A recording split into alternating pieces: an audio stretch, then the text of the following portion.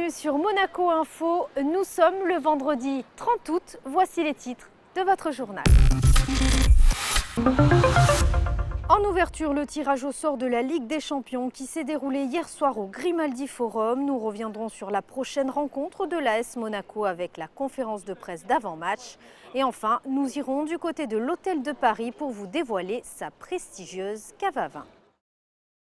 Et débutons ce journal avec le tirage au sort de la Ligue des Champions qui s'est déroulé hier soir au Grimaldi Forum. Monaco n'était pas concerné cette année, mais Frédéric Elion est allé à la rencontre des fans qui ont attendu des heures leurs idoles. Les places sont chères le long des barrières qui jouxtent le Grimaldi Forum. L'information s'est vite répandue dans le cadre du tirage au sort de la Ligue des Champions. Lionel Messi et Cristiano Ronaldo, deux légendes vivantes du football, sont à Monaco. Tout comme le défenseur de Liverpool, Virgil van Dijk, l'ancien gardien Petr Cech ou Eric Cantona. Certains sont là depuis des heures pour sécuriser la meilleure place, d'autres sont venus de très loin. Et il y a aussi les chanceux et curieux qui passaient par là et qui ne regrettent pas de s'être arrêtés. Comme on a vu que tout le monde faisait la même taille, j'ai décidé de le prendre sur mon dos parce que comme je suis plus grand, c'est le mieux. Puis pour voir des joueurs de cette classe mondiale quand même, c'est vrai que c'est impressionnant de les voir en vrai. Moi personnellement, j'ai 21 ans, je les avais jamais vus. Et c'est vrai que ça fait plaisir quand même de voir le meilleur défenseur de première ligue qui est présent, de voir Ronaldo pareil que j'ai jamais pu voir toute ma vie, même Messi, même tous les joueurs qu'on a pu voir aujourd'hui. Franchement, on s'y attendait pas du tout. On était dans Monaco, on a entendu parler. J'ai dit on va y aller. On savait que c'était à 6h. On est arrivé, on pensait pas qu'il allait y avoir autant de monde ici à Monaco. En plus, on vient très haut, on vient du nord. Donc c'est vrai que pour le coup, on était juste venu faire un tour et on retrouve à voir Ronaldo, donc c'est vrai qu'il y a pire comme après-midi. Là. Je m'attendais vraiment pas à ça, je suis venu par hasard, j'ai vu du monde, je me suis arrêté 5 minutes et je tombe sur Messi. Quoi de mieux? Pourtant je suis de Perpignan et je ne l'ai jamais vu en Espagne, en Catalogne, nulle part. Là choqué, ravi et voilà, je sais quoi dire. Je sais pas quoi dire. On vient juste d'arriver, on a vu des affiches Champions League et on s'est arrêté. J'ai vu Nedved, Van der Sar, Zanetti, Ronaldo. Waouh, c'est juste incroyable, incroyable, les meilleurs joueurs du monde. Explique-moi un petit peu pourquoi tu es ici à Monaco. Là. Pour rencontrer Cristiano Ronaldo. Ouais. T'as pu le rencontrer ou pas? Oui. Il a signé ta pancarte? Oui. J'ai pris une photo avec lui et voilà. Vous attendiez à ce qu'il y ait autant de joueurs comme ça, vous étiez au courant? Oui. Pourquoi? Parce qu'on était au courant, parce qu'on a vu sur la Champions League. Et après, on a vu Van Dijk, Messi et Ronaldo. Maintenant, avec le téléphone, on clique sur FaceTime, en quelques secondes, c'est réglé. Et mon père est dans son canapé, il vient de voir les 5 plus gros joueurs actuels. Je pense qu'il y a quand même pire. Il y a pire comme après-midi. Expérience de fou. Expérience de fou, totalement, c'est un truc de fou.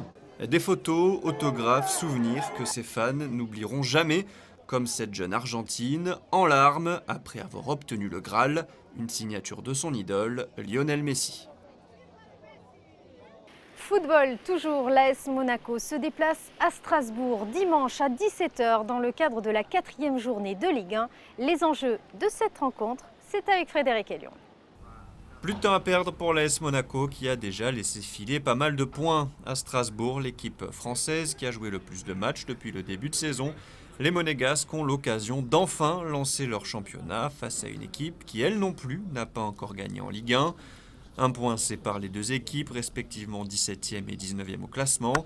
De plus, les joueurs de Thierry Lauré ont joué jeudi soir en Ligue Europa à Francfort.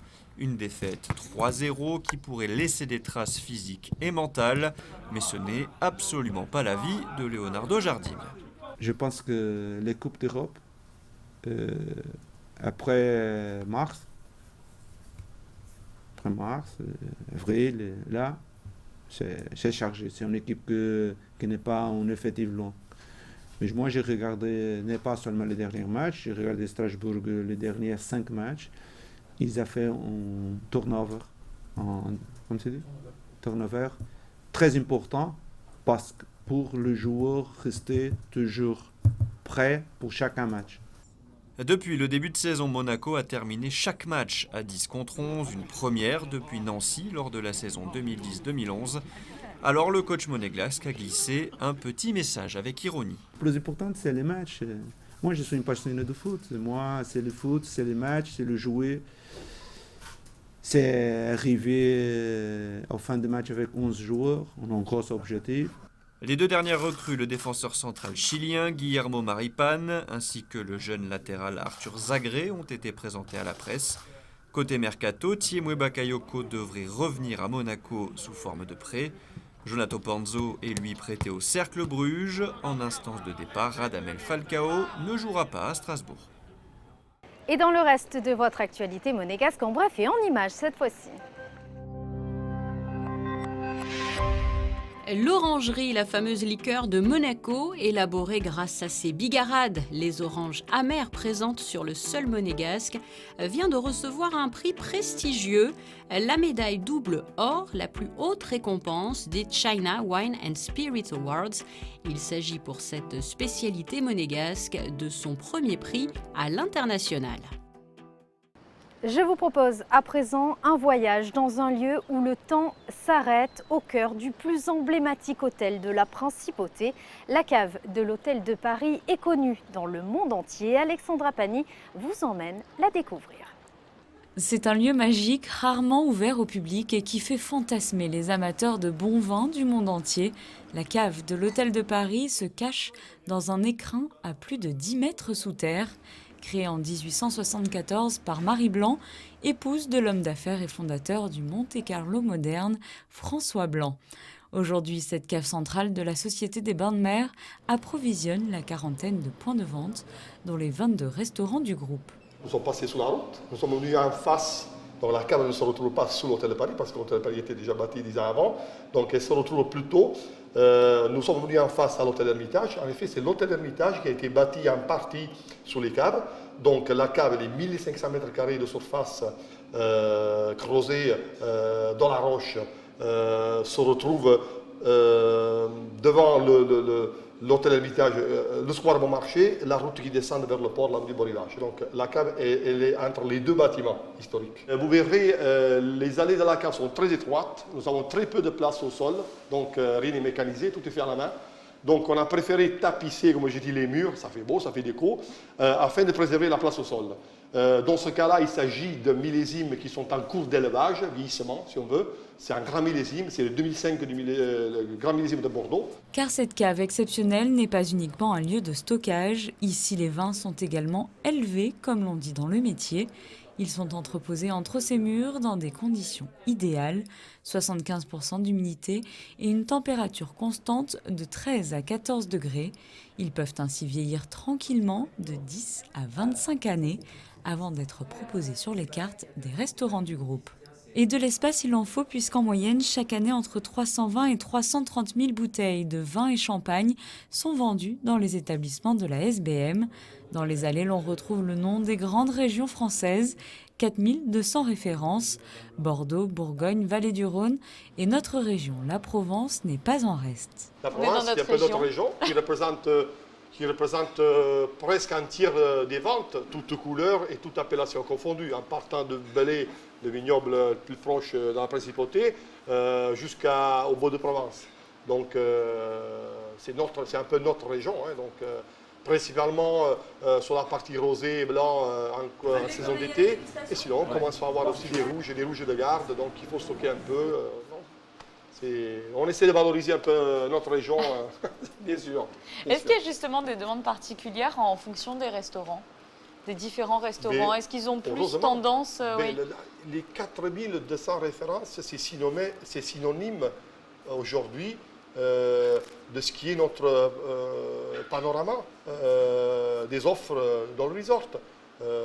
Ça va de la brasserie Café de Paris aux trois macarons dans l'Inducasse en face.